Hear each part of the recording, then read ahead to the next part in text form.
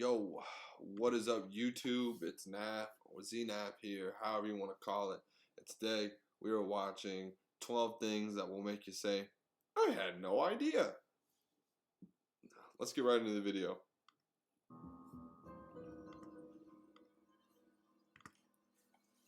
The Mind Boggler. Even if you're one of those people who are constantly craving knowledge and have gone to great lengths to just find out all the secrets of the world, there's probably still a lot you don't know yet.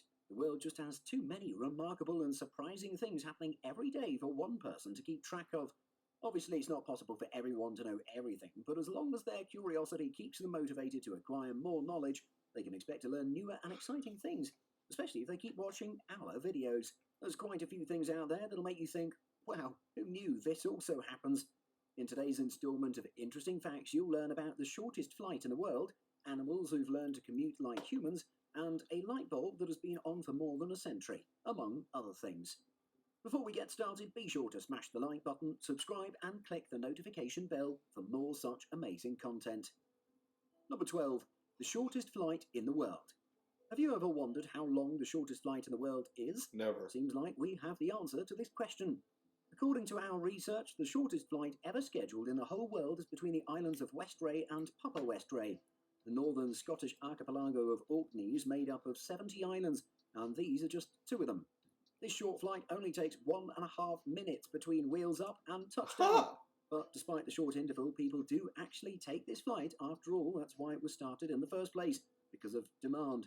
The alternative way to travel between the 2 islands is to take a 20-minute ride on a fisher boat across the water. These short flights are, however, normal for the archipelago, where most of the islands have minor ports that allow planes to essentially hop from one place to the other. Checking in your luggage will probably take longer than the actual flight. For island hoppers, this place is a true heaven. You can go from one to the other in a matter of minutes. That's fire. Hell yeah, an ad already. That's fire.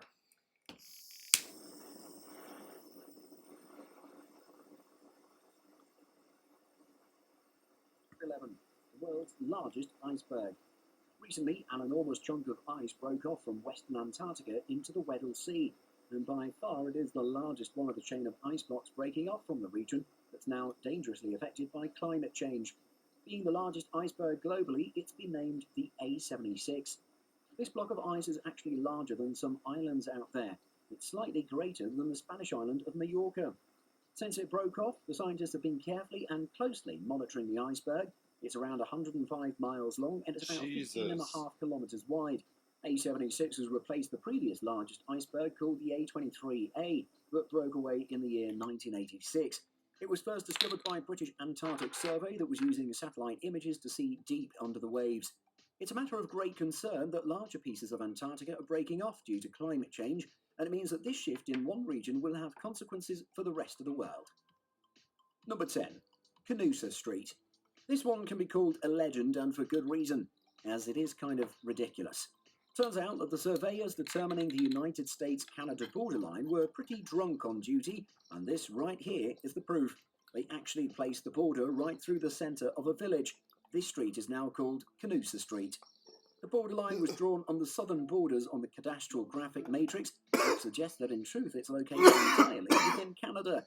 Both countries have chosen to abide by the rules, however this has failed to make life easier for the residents of the area. It's probably one of the very few places in the world where you'll be needing your passport to pay a visit to the next door neighbour, have a cup of tea, share some town gossip, etc. If that wasn't silly enough, have you paid attention to its name?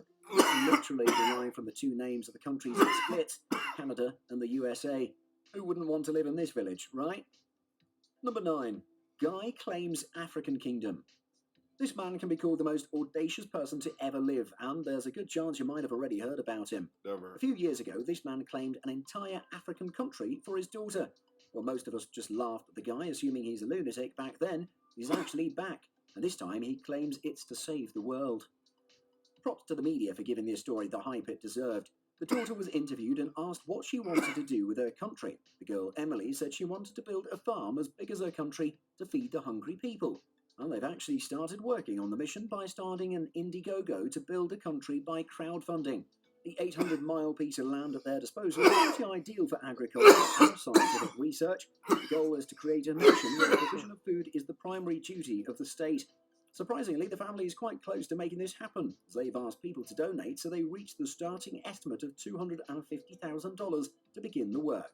You can head over to their crowdfunding site and find out more. Number 8. Stray dogs of Moscow's subway. If the world's underground train systems weren't already intolerable for people because of problems like crowds, noise, filth, and cramped-up humans, here's one more for the list. You heard it right, Moscow's metro isn't only a commute for people, but stray dogs as well. Several strays have started showing up to ride the underground railway, and what's crazy is they know where they're going. They know where to get on and where to get off. What? However, it can be expected from dogs as these animals have an exceptional sense of direction, especially once they navigate the area in detail. These street-smart dogs travel to different towns looking for food and return to their homes after they're fed. What? Reports say that there are an estimated 35,000 plus stray dogs, and about 20 of them are seen travelling regularly on the subway. Once in a while, a new breed will show up, but people are concerned that sooner or later huge packs will start showing up, and these might become a danger to the other passengers. These dogs are also known for recognising humans who gave them treats or good petting. Number 7. The Seattle Spite House. This one will satisfy the petty, begrudging old hag inside you. According to legend, this small home in the Montlake neighbourhood of Seattle was built because of a seriously intense dispute between neighbours. In the year 1925, the owner of a 3,009 square foot of land refused to sell the land to a neighbour offering a small amount of money for the land so he could grow a garden there. The low bid probably infuriated the landowner, who decided to set a world record in pettiness. He didn't give the land to the neighbour, neither did he use it for any good. Instead, he built this tiny 800 square foot home on it. This is a 2-storey home and is hardly 15 feet wide and was built to block the neighbour's view. This dispute and bitter retaliation forced the neighbour to move out of his home and into another one far away from that cursed land and its owner. Because of this reason, the locals have named this the Spite House. And it's crazy because anyone thinking of buying this house should know it costs around $500,000. The place isn't, however, half bad. It comes equipped with 2 full-sized bedrooms, This 2 guy doesn't know rooms, how 2 numbers bathrooms, work. a tiny kitchen, and even a basement and driveway. There's also a yard at the front and back. Quite impressive for a house this small, we must say. Number 6. The Empire of Australasia. We bet you didn't know there's a tiny self-proclaimed country called Australasia. This country has its own rules, culture and traditions. It also claims to be independent to the United Kingdom with its own separate Home Office, foreign policies and defence ministry.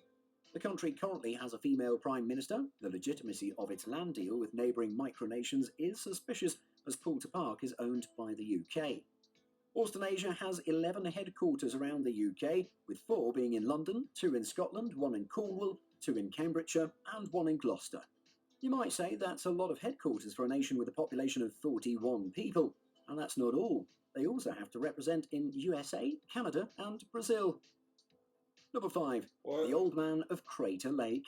Situated in Oregon, Crater Lake is by far the deepest in the USA.